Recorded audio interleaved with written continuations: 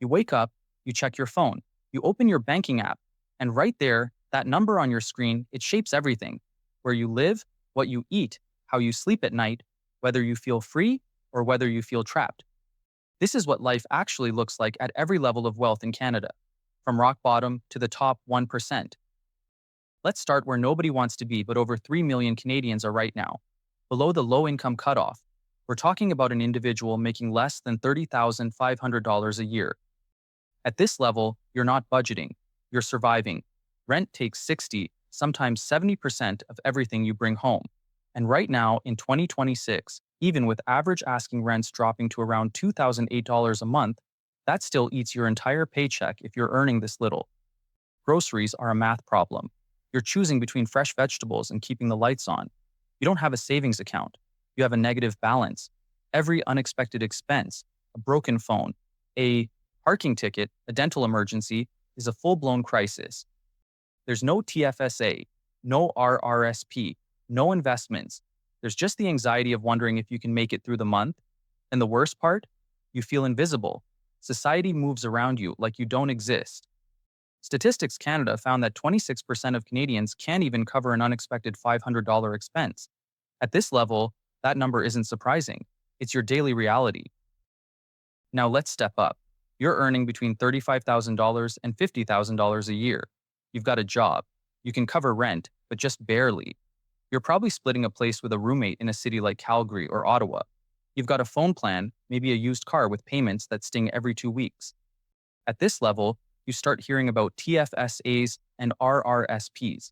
Maybe you even opened one, but there's $200 sitting in it, and it hasn't moved in 6 months.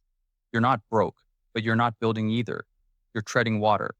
And treading water is exhausting because every month ends the same way, zero. The frustrating part is you're doing everything right on paper. You show up to work, you pay your bills, you don't blow money on crazy things.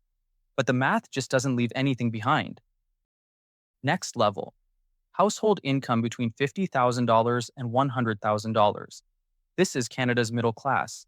And according to the numbers, this is where the largest chunk of Canadians sit. You can afford your own apartment, maybe even a small condo if you locked in before prices went ballistic. The national average home price is sitting around $673,000 right now, which means even at this income level, home ownership in a major city is still a stretch. You've got some breathing room though. You're contributing to your RRSP, maybe putting $200 to $400 a month into your TFSA. You've got benefits through work, maybe a small pension building in the background. But here's the trap: lifestyle creep. You finally have a bit of money, so you upgrade the car, bump up the apartment, start eating out. And suddenly, even at $80,000 or $90,000 a year, you're still living paycheck to paycheck. A 2026 survey found that 49% of Canadians with debt feel they're living paycheck to paycheck. And get this, even among those earning over $100,000, nearly 30% say the same thing. Canadian household debt just passed $3.2 trillion, and a massive chunk of that sits right here in the middle class. The danger at this level isn't poverty, it's the illusion of comfort. You look fine from the outside, but one job loss, one rate hike, one major repair, and the whole thing wobbles. Now things start to shift. Household income between $100,000 and $150,000. In most Canadian cities outside Toronto and Vancouver, this is where you start to breathe. You can own a home. You can max out your TFSA every year at $7,000. You're putting real money into your RRSP, pushing toward that $33,810 limit. You might even have a small investment portfolio, maybe in index funds, maybe in dividend stocks. You take a vacation once a year without putting it on a credit card. You've got an emergency fund with 3 to 6 months of expenses. At this level, you're not rich, but you're stable. And stability is the foundation of everything that comes next. The gap between here and where we just were isn't just about income. It's about margin. You finally have margin. And margin is what lets you say no to bad deals, wait for the right opportunity, and invest instead of just spend.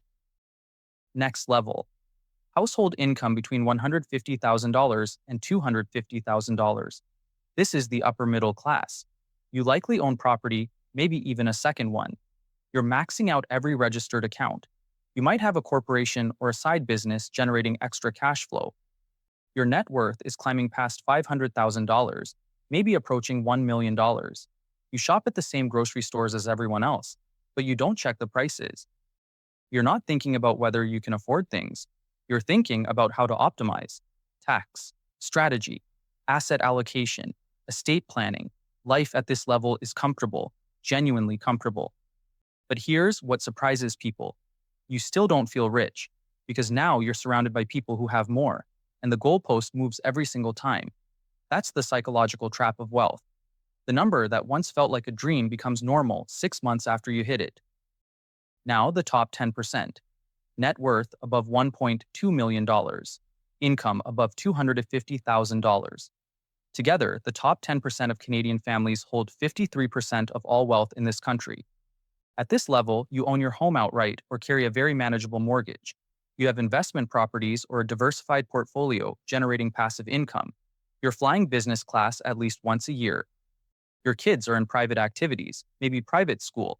You have a financial advisor, an accountant, and a lawyer, and you actually need all three. Life is good, really good.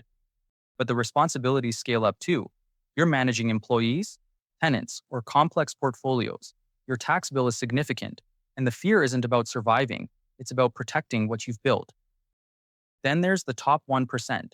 In Canada, you need an income above $293,800 just to enter this group. The average income here is over $500,000.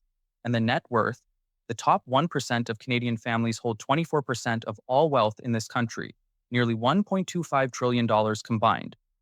At this level, money works for you around the clock. You own multiple properties, businesses, and investment vehicles. You're generating income whether you're awake or asleep. You're not trading time for money anymore. You've crossed the line where capital does the heavy lifting. You have access to deals, networks, and opportunities that most people don't even know exist. Private equity, tax-efficient trusts, offshore structures. This level of wealth creates a gravitational pull. It attracts more wealth. And at the very top, Canada's billionaires. 82 Canadians made the Forbes list in 2026. At this point, wealth isn't about lifestyle. It's about legacy, influence, and power. One investment decision moves markets. One donation reshapes institutions. So where are you in all of this? And more importantly, where are you going? Because here's what the data actually tells us. 94% of Canadian millionaires are self-made. They didn't inherit it. They built it. Most of them came from middle-class or lower-income families. They weren't smarter. They weren't luckier. They just made a decision earlier than most people do. They decided that the gap between what they earned and what they spent was the most important number in their life. Not their salary, not their job title, the gap. Because the gap is what gets invested. And what gets invested is what compounds. And what compounds is what eventually sets you free. The difference between each level on this list isn't just money, it's awareness. It's knowing that a TFSA isn't just a savings account, it's a tax-free investment machine. It's understanding that your RRSP deduction is worth more when you earn more, so timing matters. It's realizing that every dollar of debt you carry is a dollar working against you instead of for you. If you're serious about moving up, subscribe to the channel and turn on notifications so you don't miss what's coming next. Thanks for watching, and I'll see you in the next one.